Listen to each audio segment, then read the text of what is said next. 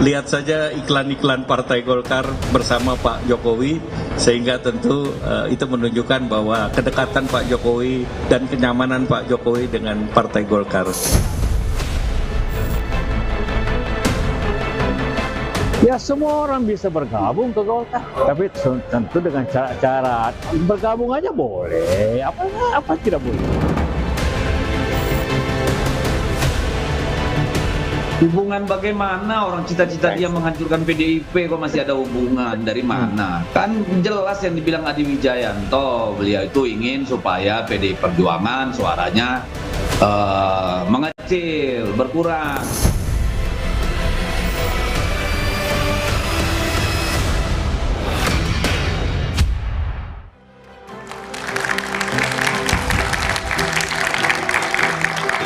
Jokowi masih menjadi Presiden RI hingga 20 Oktober nanti. Tapi kabarnya Jokowi sudah menyiapkan diri kala tak menjabat Presiden lagi. Mulai dari merapat ke Partai Golkar hingga memimpin koalisi besar. Jokowi disebut-sebut menjadi tokoh sentral untuk memimpin koalisi besar partai-partai pendukung Prabowo Gibran dalam satu barisan. Karena Prabowo sempat menyuarakan jika menjadi presiden, ia akan menggandeng semua kalangan. Lalu bagaimana sebenarnya posisi Jokowi di PDIP? Dan benarkah Jokowi tetap ingin mempertahankan kekuasaan dan kekuatannya meski tak lagi menjadi orang nomor satu di negeri ini? Inilah Satu Meja The Forum, masa depan Jokowi, pimpin Golkar atau koalisi besar.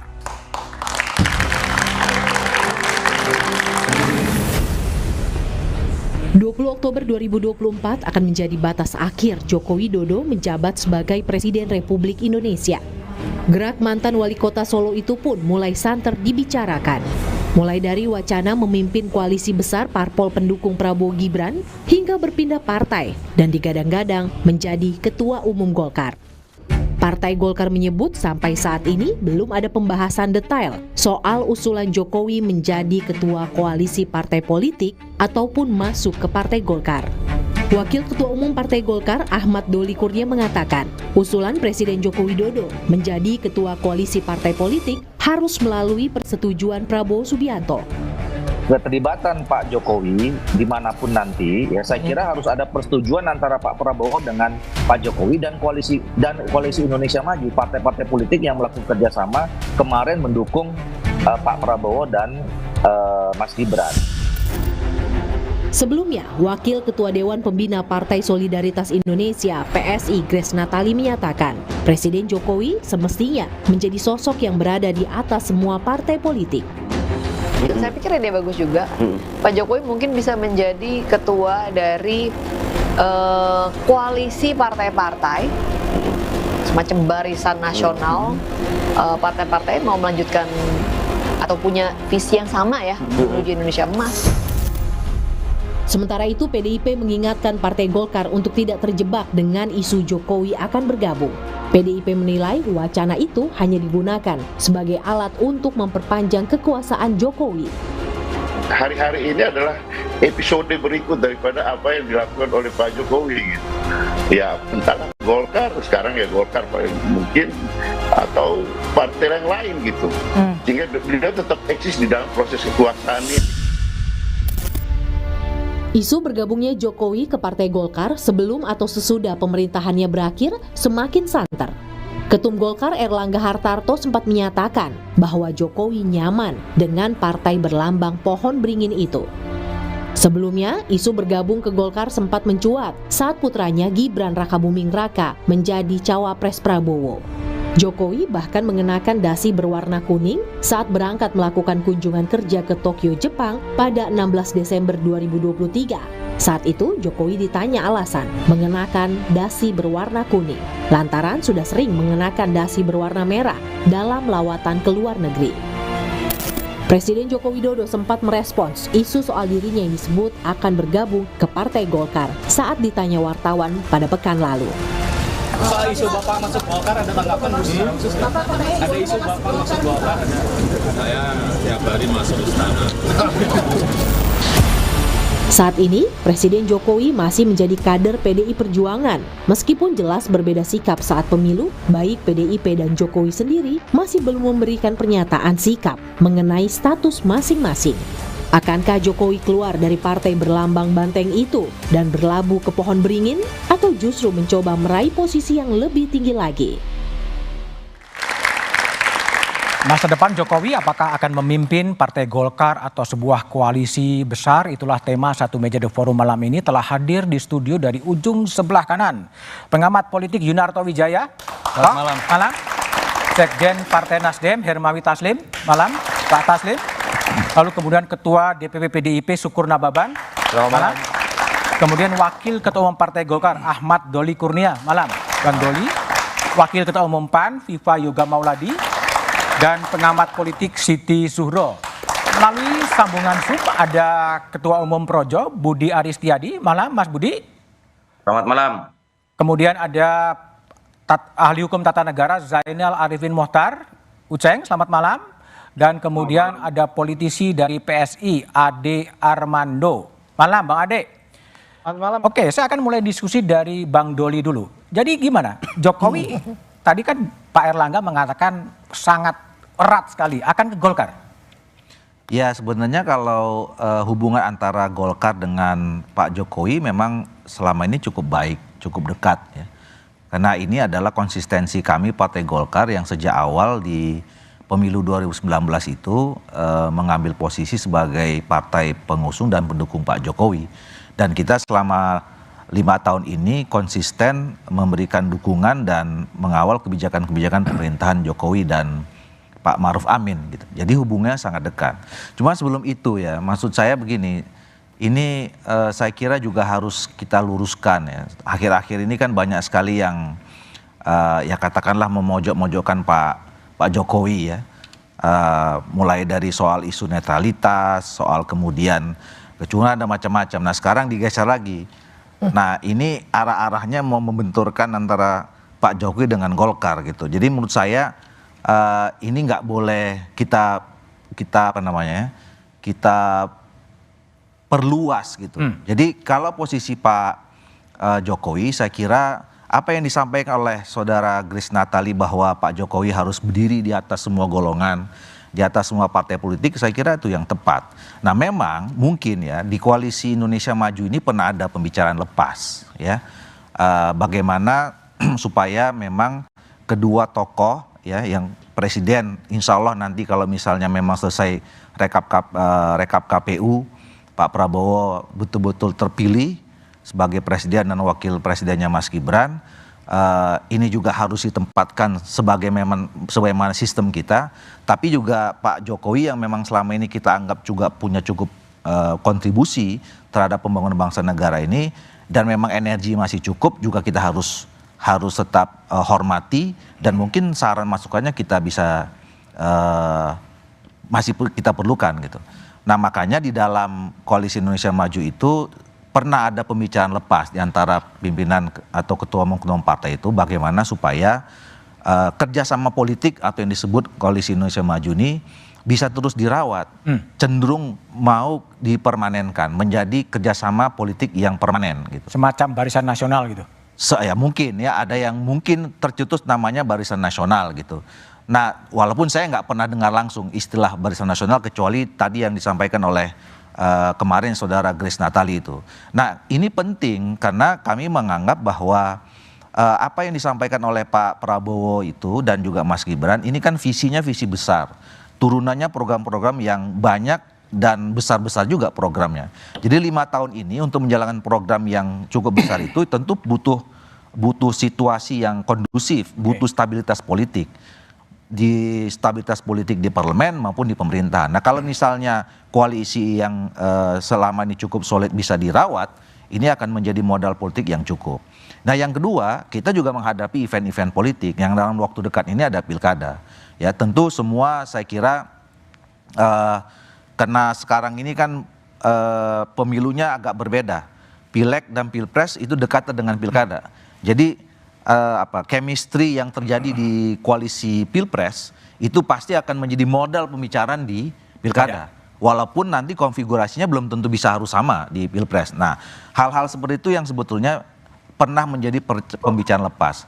Bahwa kemudian nanti formatnya seperti apa, apakah dijadikan organisasi resmi, apakah kemudian ada ketuanya, ada wakil ketuanya, siapa jadi ketuanya, itu belum sampai pembicaraan baik, gitu. Bang Doli. Ade Armando, Pak Ade, politisi PSI, ini sebetulnya digagas oleh PSI di mana Pak Jokowi menjadi ketua dari koalisi besar, itu konkretnya seperti apa, Pak Ade? Pak Ade mendengar? Oke. Sorry Mas. Dengar, tapi suara saya masuk nggak? Halo? Bermasalah, oke. Gimana kalau dari PDIP? Persisnya sebetulnya apakah memang sudah rela, katakanlah kalau Pak Jokowi kemudian pindah ke Golkar gitu, atau memimpin koalisi besar, atau gimana? Ini bukan masalah rela dan tidak rela ya, tetapi satu dulu sebelum kita lanjutkan diskusi kita, Mas Budiman. Ini kan persoalan pileg, pilpres ini kan belum selesai semua nih.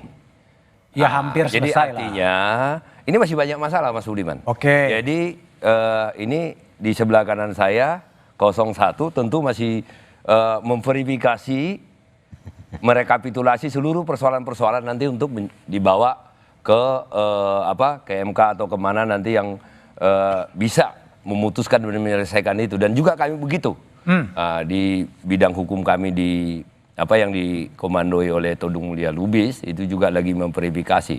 Nah, berarti asumsi kita kan belum ada yang menang ini. Oke. Tetapi ada satu judul diskusi kita yang saya setujui malam hari ini. Pak Jokowi mau kemana? Mau kemana? Nah, kalau itu saya setuju. Ya mau kemana? Diskusi itu. Ya pertanyaan itu harus ke beliau. Kalau PDIP maunya gimana? Ya kalau PDI Perjuangan konsisten. Ya setelah selesai presiden ya udah balik jadi masyarakat, jangan cawe-cawe. Oh, nggak jadi ketua umum PDI Perjuangan. Ya biarkan yang menang jadi presiden itu yang ngatur negara. Kalaupun dimintai pendapatnya kan ada Watimpres. Jadi ya baliklah jadi warga negara yang baik. Perjuangan ya Bang gitu Sukur. Bagaimana? Nggak mungkin jadi ketua umum PDI Perjuangan. Oh ya nggak mungkin lah. Kalau itu jauh sekali itu. Kalau itu jauh sekali. Kenapa jauh? Ya nggak mungkin. Nggak mungkin. Tentu kan masyarakat tahu ya apa yang dialami oleh PDI Perjuangan. Oke. Tetapi tidak perlu lagi saya buka pada malam hari ini, intinya impossible thing. Oke. Tidak mungkin. Makanya yang dirapatkan Mas Doli ini. Nah, pertanyaannya sebenarnya dengan isu-isu yang dikeluarkan oleh PSI adalah apakah memang di Golkar itu bisa memahami hal-hal seperti itu? Banyak kader-kader bagus di Golkar, ada Mas Doli dan yang lain-lain. Tiba-tiba belum punya KTA, masuk KTA, 2 hari kemudian jadi ketua umum seperti yang ada di partai lain. Nah itu kan ditanya ke Mas Doli. Oke, kita tanya Mas Doli ya. Mas Muni, Budi Aristiadi, Ketua Umum Projo. Kalau bagi relawan, ini sebaiknya Pak Jokowi larinya kemana? Apakah memimpin koalisi besar atau ke Partai Golkar atau gimana? Mas Muni? Yang pertama kita tunggu dulu keputusan pengumuman resmi dari KPU. Tanggal 20 Maret 2024. Itu dulu. Ini kan mau kita hormati prosesnya. Yang kedua, bahwa Pak Jokowi ini akan berhenti menjadi presiden tanggal 20 Oktober 2024. Sesuai agenda kenegaraan kita. Jadi masih ada waktu 7 bulan. Dan 7 bulan itu waktu yang cukup lama untuk bisa menyelesaikan, menyelenggarakan atau menuntaskan berbagai agenda yang masih belum bisa dituntaskan. Begitu loh. 7 bulan itu waktu yang lama. Begitu. Nah yang ketiga, jadi dalam 7 bulan itu masih banyak yang bisa kita kerjakan untuk bangsa dan negara ini dan rakyat. Yang ketiga mengenai apakah Pak Jokowi akan berlabuh ke Partai Golkar atau yang lain atau memimpin koalisi. Ini kami menganggapnya, menilainya ini bagian dari dinamika politik, gagasan yang biar berproses, waktu yang akan menjawab. Ini biar aja dulu berproses. Tetapi bahwa Pak Jokowi itu kan warga negara, bahwa beliau terjun lagi atau terlibat lagi dalam partai politik, dalam partai tertentu atau partai politik tertentu, itu kan haknya politik beliau. Kita tunggu aja, waktunya masih ada 7 bulan kok. Begitu. Ojo ke susu gitu ya? Nah, bukan 7 bulan itu waktu yang panjang untuk berbuat banyak hal untuk bangsa dan rakyat ini gitu. Tapi kalau relawan maunya kemana Mas Muni? Tunggulah berproses. Biar aja. Tunggu aja berproses dengan baik. Kan dinamika ini kan tiap bulan kan nggak disebut ya. Kejutan gitu. Tunggu aja. Ini kan posisi sekarang kan. Ntar posisi April beda lagi, habis Lebaran beda lagi, Juni beda lagi. Oke, baik. Kalau FIFA, ini kan sebenarnya kan dulu sempat juga nyinggung-nyinggung ke PAN, tapi belakangan ke PAN agak jauh yang mendekatnya ke Kuning, ke Golkar ya? Iya ya? Iya. Iya. Jadi gini, menjelang kampanye itu Mas Budiman, seluruh partai politik menggunakan Jokowi sebagai salah satu faktor yang determinan. Determinan. Baik itu mau mengambil Jokowi, Jokowi efek maupun menjadi antitesa dari Jokowi. Nah, kalau 01 kan antitesa. Antitesa. Kalau 02, 03 kan mengambil Jokowi efeknya. Waktu itu, waktu kampanye, ya kan gitu, waktu kampanye. Jadi PAN juga sama mengambil Jokowi efeknya. Dan karena tingkat dari kepercayaan publik itu di atas 70%, maka masyarakat menilai bahwa kinerja dari Pak Jokowi itu baik. Maka dalam proses kampanye, seluruh pasangan calon menjadikan Jokowi sebagai faktor determinan, baik itu Jokowi efek maupun antitesa Jokowi. Pertama. Nah, dalam konteks itulah PAN melakukan sebuah kegiatan politik dengan berkampanye, dan sejujurnya memang antara PAN dan Pak Jokowi ini hubungannya relatif baik, apalagi dengan Bang Zulkifli Hasan. Kita katakan, wah, Pak Jokowi ini sudah jadi keluarga besarnya PAN. Pak Jokowi itu PAN gitu, tapi tidak ber-KTA gitu.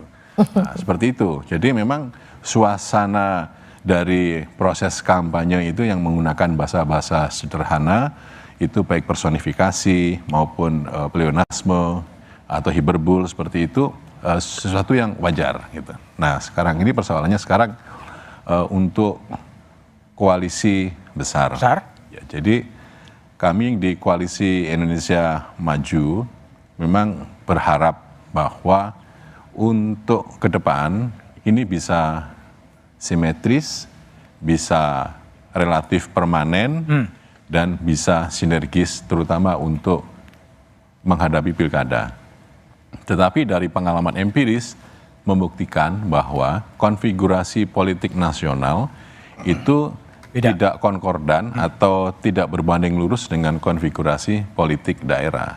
Sehingga itulah yang menyebabkan adanya variasi-variasi koalisi. Contoh misalnya PDI Perjuangan juga berkoalisi dengan PKS kok gitu. Jadi itulah menjadi sebuah pertanda bahwa komitmen untuk membangun Koalisi Indonesia Maju itu baik, tetapi untuk menghadapi pilkada itu banyak variasi-variasi tergantung kepada nilai domestik dari daerahnya sendiri. Baik, oke. Kembali ke Ade Armando. Bang Ade, jadi gagasan PSI Pak Jokowi memimpin koalisi besar ini konkretnya gimana Bang Ade? Ya, jadi, suara saya udah oke ya? Ya, oke. Mas Budi, oke. Ya, jadi sebetulnya yang lebih kami beri perhatian adalah bagaimana agar partai-partai politik yang ada ini, yang besar-besar, itu bisa bersatu dalam waktu yang tidak sekedar jangka pendek, ya. Jadi kita merasa bahwa kalau Indonesia ingin mencapai kemajuan seperti yang diharapkan, salah satu syarat pentingnya adalah adanya persatuan di antara partai-partai. Nah, persatuan di antara partai-partai ini nanti dalam waktu tidak akan lama lagi akan terasa manfaatnya pada saat terjadi pilkada-pilkada di berbagai daerah di Indonesia. Ya, ini perlu sekali bahwa para pimpinan partai di Indonesia yang besar-besar, bukan hanya yang besar-besar ya, semua pimpinan partai itu bisa duduk bersama-sama dan tidak menyerahkan pertarungan untuk memperebutkan pilkada di pemimpin daerah di setiap daerah itu kepada kondisi masing-masing daerah. Tentu saja ini akan berbeda konteksnya antara satu daerah dengan daerah yang lain ya, tapi tidak dibiarkan menjadi rangkaian pertarungan yang berdarah-darah di setiap daerah, dan untuk itu harus ada kesepakatan antara pimpinan partai. Nah, kesepakatan ini tentu saja bukan sesuatu kesepakatan yang dipaksakan ya. Sesuatu kesepakatan yang diambil bersama-sama seandainya para pimpinan partai bisa duduk bersama-sama. Yang misalnya saja memikirkan tentang siapa ya kira-kira orang yang terpantas untuk maju di Jawa Barat, di Jawa Tengah, di DKI, di Sumatera Barat, di Sumatera Utara, di Sulawesi Selatan, dan seterusnya dan seterusnya. Ini perlu dari sekarang sudah disiapkan daripada dibiarkan terjadinya pasar bebas nanti pada bulan, saya lupa, Oktober atau November nanti kan.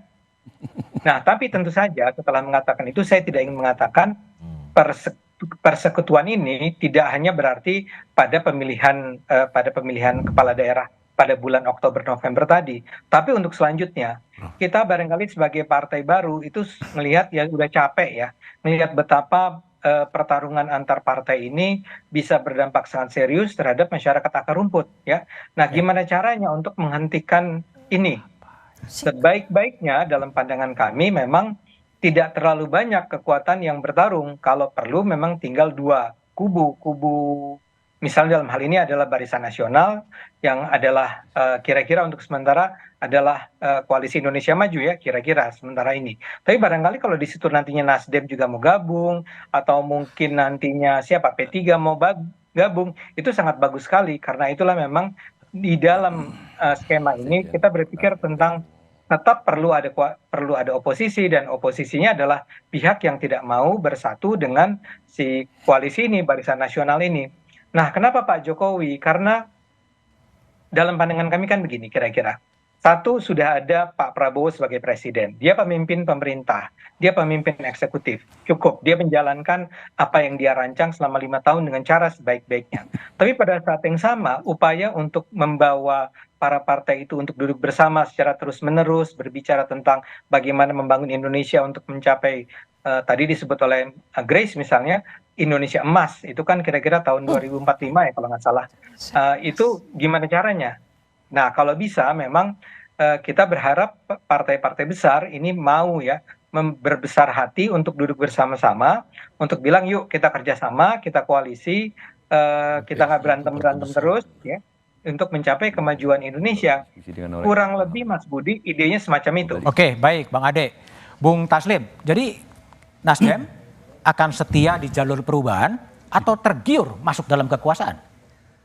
Sebelumnya menarik ini untuk membicarakan figur Pak Jokowi. Saya jadi ingat pernyataan Profesor Ajumadi Ajra. Dia mengatakan begini, coba kita perhatikan apa yang dilakukan oleh Pak Jokowi biasanya bertolak belakang dengan apa yang dia nyatakan. Waktu itu beliau mengatakan yang sampai sekarang segar di ingatan kita, kalau ada yang minta saya 3 periode itu mau menampar muka saya, mau mencari muka, dan sekarang terbukti menjadi wacana publik bahwa keinginan beliau sebenarnya 3 periode yang ditolak oleh Mega, maka terjadilah seperti yang kemarin. Jadi kalau hari ini Pak Jokowi mengatakan mau pulang ke Solo, itu sinyal buat Pak Doli.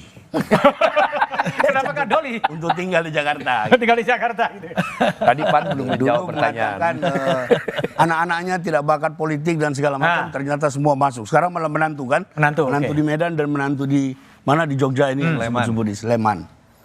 Jadi menurut saya benar tadi Pak Ari, biar saja dinamika yang menentukan, tetapi pemimpin itu harus meninggalkan sesuatu. Apa yang ingin ditinggalkan oleh Pak Jokowi buat kita-kita setelah 10 tahun menjadi presiden? Apa? Apakah infrastruktur? Apakah pernyataan-pernyataan beliau yang selalu ada di YouTube? Itu nanti biar sejarah, biar anak-anak muda ini yang menentukan. Kalau ditanya kami akan terus berusaha merawat Koalisi 01.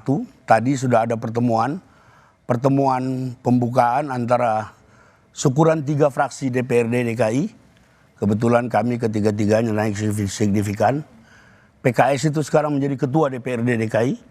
Nasdem menjadi wakil ketua DPRD.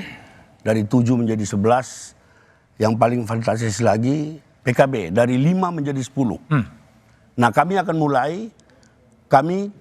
tidak muluk-muluk akan mulai merawat terus koalisi ini sampai menghadapi Pilkada 514 kabupaten pada November nanti. Setia ya? Jadi kalau mau dikatakan setia ya salah satu ukuran yang paling tegas di masyarakat itu adalah kesetiaan kepada nilai. Dan sampai sekarang, bukan kesetiaan pada kursi ya? Sampai malam ini kami masih setia. Oke, masih setia pada nilai, bukan pada kursi. Oke, baik. Zainal Arifin Muchtar. Uceng, aku ingin tanya pandangan Uceng ya. Ini kan Pak Jokowi sudah 20 Oktober memang, tapi sudah ramai akan kemana lari. Gimana Anda memandang itu, Uceng? Saya kira begini ya. Yang pertama, saya agak khawatir sebenarnya kita sedang melakukan normalisasi sesuatu yang sebenarnya sekian lama kita celah. Oke. Yaitu apa? Gejala kutu loncat politik. Kutu loncat politik ini terjadi biasanya kalau kita melakukan riset, itu biasanya karena ideologi partai yang lemah. Jadi biasanya kalau di negara-negara lain, seorang politisi lompat-lompat itu bukan lompat dari satu partai besar ke partai besar. Biasanya dia hanya bisa main di partai kecil yang memang ideologinya lemah. Selama ideologinya mapan, kuat, partainya kemudian punya ideologi yang kuat, lalu kemudian mapan, itu biasanya sulit tuh menerima gejala kutu loncat. Nah, saya agak khawatir nih ketika yang kita bicarakan seakan-akan melumrahkan gejala kutu loncat itu. Jadi dulunya, dan Jokowi sudah melakukan sesuatu yang saya kira paling aneh. Belum pernah dalam pemahaman saya dan pembacaan saya ya, ada partai yang mendukung dia sebagai presiden, itu kemudian dia tinggalkan dengan mudah, lalu kemudian dia mendukung partai sebelah. Padahal dia pada saat yang sama masih menjadi anggota. Itu normalisasi menurut saya hal yang keliru, yang memang perdebatannya bisa panjang. Yang kedua begini, saya selalu agak khawatir dengan kebiasaan dalam sistem presidensil, tetapi memaksa untuk menggunakan koalisi besar. Ada dua kekhawatiran saya. Yang pertama adalah, saya selalu ingatkan, kalau kita menggunakan sistem presidensil, lalu koalisinya terlalu besar pendukung pemerintahan, godaan otoriternya tinggi. Itu sudah kita dapatkan di SBY, ya. Lalu kemudian kita dapatkan di Jokowi. SBY dulu memimpin sekretaris gabungan, walaupun dipimpin oleh Golkar, seingat saya ya, oleh Abu Rizal Bakri, membentuk sekretaris gabungan sekitar 70-an%. Sekarang Pak Jokowi melakukan hal yang sama dengan memimpin hingga 82% koalisi. Nah, saya kira godaan otoriter itu tinggi, itu yang kemudian harus kita ingatkan. Ya kan, nggak boleh dibiarkan. Kalau kemudian sekarang begitu misalnya Pak Prabowo dilantik tanggal 20 Oktober, lalu kemudian didorong lagi untuk membangun koalisi besar pendukung pemerintahan, menarik-narik namanya oposisi, dugaan saya atau kecurigaan saya, jangan-jangan kita sedang menjerumuskan negara ini menuju ke arah otoritarian baru lagi. Kalau kemudian kita tidak kuat memaksa. Nah, ada yang kedua, Mas Budiman, saya kira, kita bicara soal currency dalam sistem politik. Kan biar bagaimanapun, kalau misalnya ada oposisi yang mau ditarik menjadi koalisi, itu harus ada currency kan, harus ada alat tukar yang dipertukarkan. Dan sampai saat ini, sekian beberapa presiden selama ini, yang dilakukan currency-nya itu adalah posisi menteri. Nah, saya kira ini juga agak berbahaya nih. Kalau kemudian dibiasakan, ya Pak Jokowi sendiri 2014 berjanji tidak akan bagi-bagi kursi menteri. Tapi kemudian dia lakukan juga di 2014. Begitu juga di 2019. Nah, apa bahayanya bagi-bagi menteri ini? Mas Budiman, saya mau bilang begini. Kita lihat koalisi ini terlalu besar nih. Ya kan, kalau memang berupaya ditarik ya, misalnya ada hanya 1-2 partai yang akan ditinggalkan lalu semua akan ditarik, koalisi ini akan kegedean. Dan dugaan saya yang pertama dilakukan oleh pemerintahan terpilih adalah mengubah undang-undang Kementerian Negara. Untuk menambah menteri ya? Untuk menambah menteri. Baik, Uceng ya. Saya akan minta analisa Toto ya, orang yang mungkin sangat dekat dengan Presiden Jokowi dan tahulah pola pikirnya gitu. Apakah Jokowi akan menjadi rakyat biasa seperti Sukurna Baban bilang, atau masuk ke Golkar atau memimpin koalisi besar. Tapi analisanya setelah jeda berikut ini saja.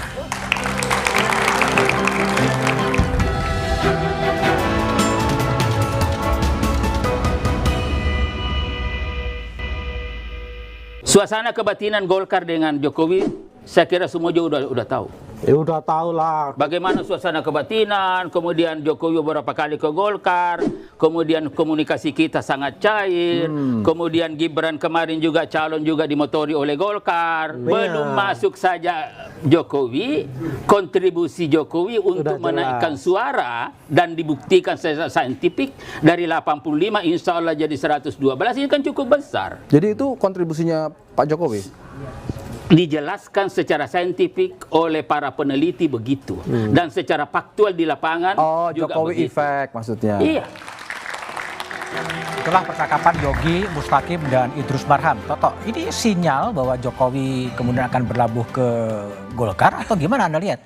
Saya melihat begini, kita harus lihat dari dua kacamata ya, Mas Budiman. Kacamata pertama dari sisi demokrasi yang sungguhnya, atau kacamata kedua demokrasi kultus. Kalau kita bicara dalam konteks demokrasi yang perbedaannya begini, kalau kita bicara dalam demokrasi kultus, kita akan menempatkan Indonesia atau partai-partai politik bagaimana kemudian ditempatkan supaya Jokowi bisa tetap memiliki posisi dan karir politik. Oke. Tapi kalau kita bicara dalam demokrasi sungguhnya, bagaimana kita menempatkan Jokowi dalam konteks sebagai mantan presiden supaya Indonesia lebih baik dengan pemerintahan yang baru.